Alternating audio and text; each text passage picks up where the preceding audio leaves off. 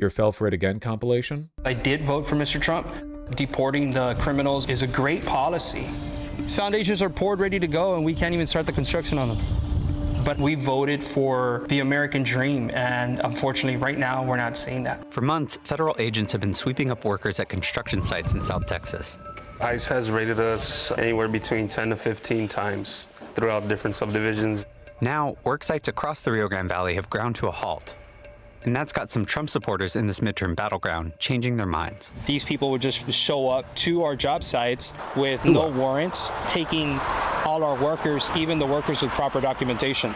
Many who work in the construction industry here told us they largely rely on immigrant workers, some of whom are undocumented. DHS did not respond to the Times' request for comment, but in a previous statement, it said these raids protect the nation's workforce. I've supported Mr. Trump in every election that he's been a part of. We just never thought that this would come and affect us. I hate you so much, and I genuinely think you should be deported. Seriously? Come on. The Hispanic pick-me shit has to be... These people have to be treated with contempt for the rest of their lives. We can't move past this, man. These Uncle Tom motherfuckers need to be like socially shamed forever. It's crazy that they're open to say, like, oh, I just got fooled by it. Contrary to all evidence and the rhetoric of everyone next to the president, including the president, I didn't think they'd go after nonviolent illegals. Like, what do you want? What do you want? It's funny, the White House has shifted the rhetoric on this too. Just yesterday, the White House posted this graphic bragging about net immigration falling everywhere across America. Not illegal immigration, just immigration. They're literally bragging about the fact that they've made this country less desirable to be in. These immigration statistics don't factor in illegal. They're just talking about immigration in general. Like, they're bragging about this. It's really bad too, yeah, for sure. Yesterday, the Supreme Court held that ICE can hold immigrants without bail. Yeah, that sounds like something they would do. Appeals court sides with, this isn't the Supreme Court. This is the appeals court. Sides with Trump administration on detaining immigrants without bond. Appeals court ruled Wednesday. Nice, cool, super cool.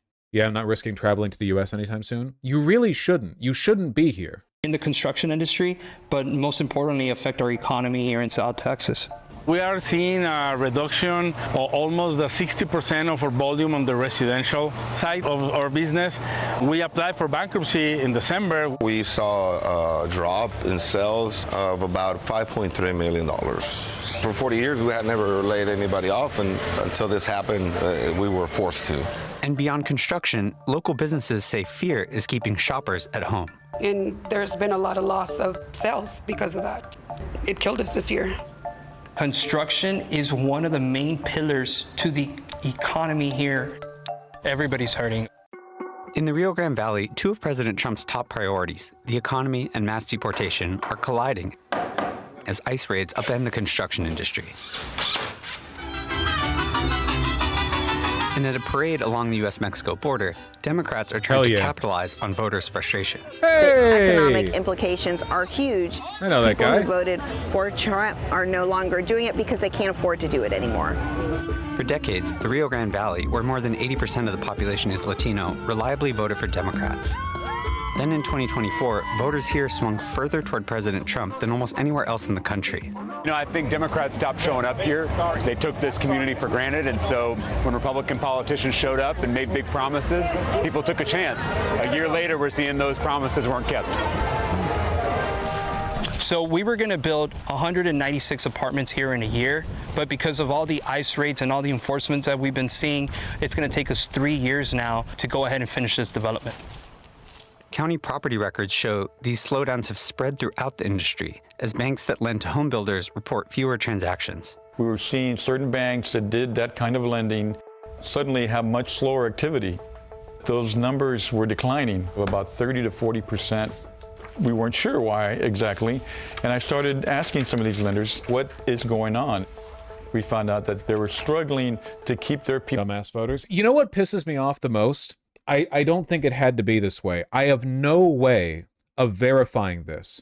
But in my opinion, my belief is that if we went back, say, 150 years in American democracy, which was not very good democracy-wise, because you might remember 150 years ago, not everyone could vote. But if we went back 150 years, before, I guess I would call the modern wave of capital acquisition, like the post-industrial boom and consolidation of the news media and so on, if we went back to like Gilded Age politics, my guess would be that people were on average stupider, like less educated, but there was a more coherent link between what they believed and what they voted for. Maybe I'm completely wrong on that, but based on, admittedly, the very little information that I have, I guess. Yeah, I think if we go back to that, because I keep saying it, but I think it's a good way of demonstrating the point, the effect and the affect aligned more.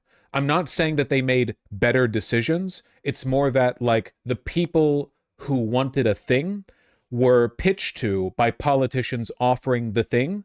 And if you didn't want the thing, you had the other guy. Whereas nowadays, it seems like it's such an incoherent mess, you know? And I think part of that is that politicians have gotten much less sincere, which I 100% believe. And I think part of it is also that we hadn't yet engineered this, like, multi-billion-dollar disinformation industry. Like, obviously people lied all the time back then, but the machinery for lying was much less sophisticated, you know?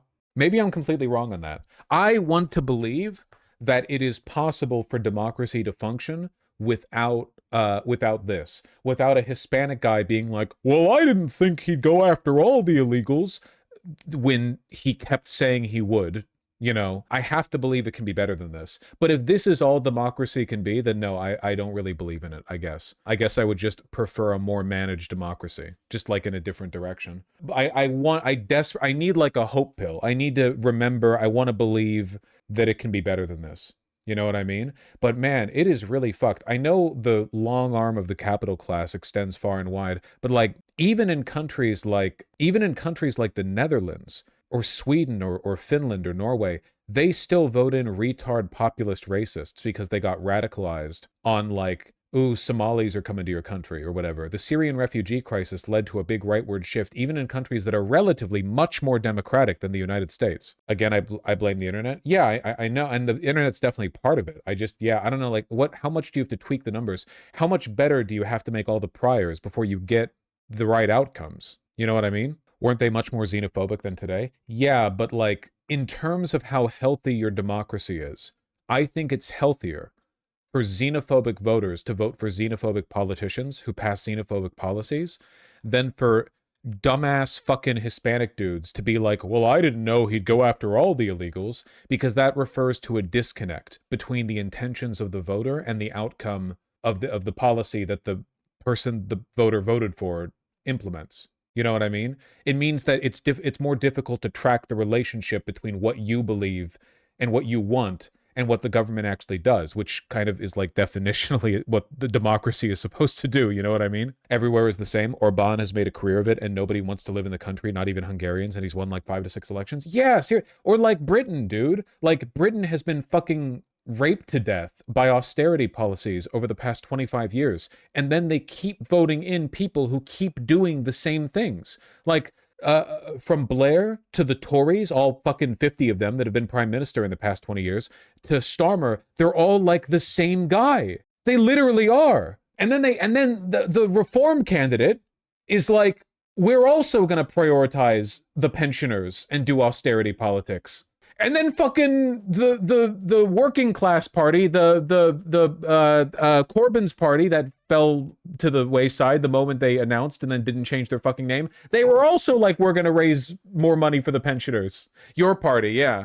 There is just like an unconscionable disconnect between what voters want, what they say they want, and what they vote for. And that, to me, if that disconnect gets too big, then how do you even have a democracy? Like, your democracy is literally just like a fun show. Like, it's like an aesthetic. I'm not even talking about the wealthy controlling everything. I just mean like due to a combination of factors, including disinformation and bad education and so on and so forth. Like, if there's no connection between what people want and what, like, this is how I feel when in many states in America, a majority of people are in favor of progressive policies. Medicare for all, legalized marijuana, so on and so forth. But then it just doesn't happen. Like in Florida, they vote in favor of legal marijuana. They vote in favor of re-enfranchising felons. They, like, Kansas was in favor of protecting a woman's right to an abortion. And what happens? It gets shot down. And no one asked themselves, the biggest litmus test is Israel, because nobody in America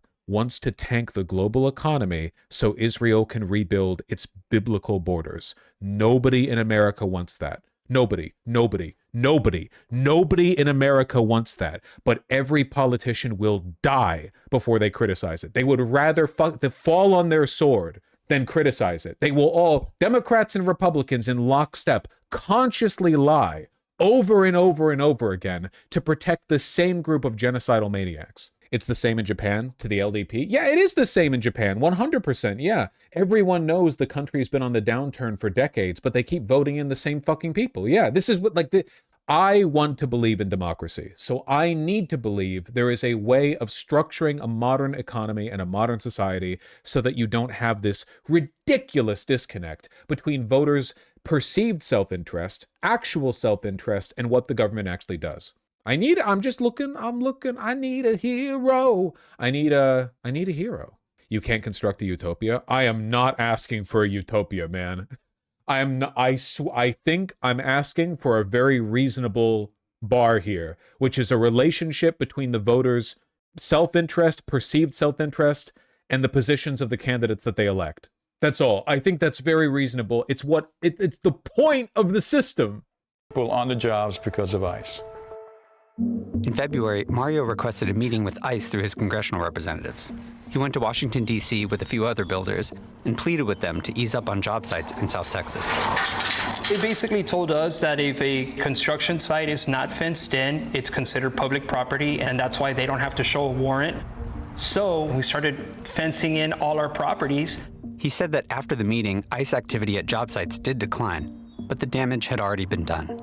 I hope they realize that this is really, really affecting us, and it's affecting the way that we feel towards the administration. The key is education, unfortunately. Yeah, I know that's a huge part of it. It's just like, it's one thing to say that and another thing entirely to fix that, because again, we're dealing with the same problem in countries like Norway, Sweden, and Finland. America's educational system is a lot worse than those countries. You know what group of people are very well educated?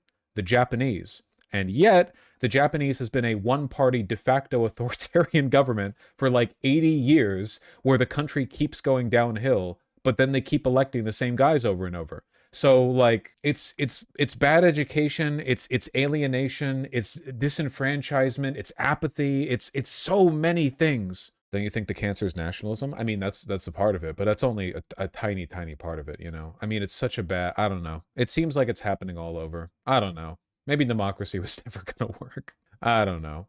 It seems like the only time you really get good outcomes through a democracy is right after a period of crisis, and then your country flips a coin. And if you land on the correct side, the crisis period makes everyone lock the fuck in. Everyone's like, okay, shit, that was really bad. We need to fix this. And we now have the national will to power. We have the will to do this, you know? And then they fix it. Like, I'm thinking FDR type stuff, you know? And all the labor organizing that backed him. But on the other hand, you might go, I mean, Great Depression also brought about Hitler, so. But there's also Mexico. Yeah, well, we'll see how this runs out in the long run. Right now, the country that is experiencing the greatest, like, increase to its standard of living, to its development, is China, and they're not doing it with a democracy. I know that China is not socially or politically liberal at all, but in terms of like the idea that society can improve, that you can build things, that you can move forward into history, China's like not the only country doing it, but man, they're like pretty easily on top of the list. China is unique. Yes, they are. Hitler wasn't a given. Germany could have very well likely become communist. Yeah. If the communists had waited longer and built power throughout the Great Depression and not gotten fucking killed by the SPD, it is possible they might have been the dominant faction. That is what Marx predicted, after all. They thought it was more likely that Germany would become a socialist powerhouse than Russia, certainly. But yeah, that's not how it happened. It didn't go down like that, but they were also Stalinist. When Rosa Luxemburg was killed? Well, look, there were authoritarian tendencies, to be certain, but like even when the KPD was killed off by Hitler, to be sure. But man, I'm sorry, but like if we take the lessons learned by Iran, the argument made by the KPD and by the Soviet Union and by Stalin was that they had to be authoritarian because if they weren't, their revolution would be undermined by foreign capital interests. And unfortunately, I can't tell you whether they were right on that, and I certainly won't defend Stalin, but the underlying principle of that argument is objectively correct. 100% correct. Cuba would have fallen a long time ago if it wasn't for Castro being who he was. Sankara only lasted as long as he did because he was willing to make compromises on, association and free expression. I mean, Jesus, Iran. The hardliners in Iran were right. They were never, ever they were never going to be able to get along with America and Israel. Well, they were wrong on that, Messiah, yeah. Employment rates at an all-time low. In China? Oh, no, yeah, I understand their economy is faltering right now. I just mean, like, building towards the future. Let's not do the thing where we try to make a nuanced argument, but then we're assuming, like, total partiality towards a given position. I don't like the Chinese government, and I certainly don't like Stalin. But I do agree, at least right now, with the position that it seems like democracy is more of a affect, an impeding factor that gets in the way of progress because it's been weaponized by the capital class as a way to legitimize their rule, than it is an effect. Because effectually, with an E, what democracy in America? Who wants this? Who the fuck wants any of this? The only reason Trump supporters support what he does is because they think they're on, like, the promised land. They're either going to die soon in the rapture, or they think Trump's going to pull out of his hat like a big win sometime soon. Nobody likes where America is now. Iran's winning very hard, that's true. They had a slogan called "After Hitler, our turn." That's how I feel with Trump. Marx didn't consider how the working class could be technologically captured and removed from their material reality by streamers. I've got bad news. Marx 100% thought about the streamers. Absolutely. He knew. He was a streamer in a kind of way.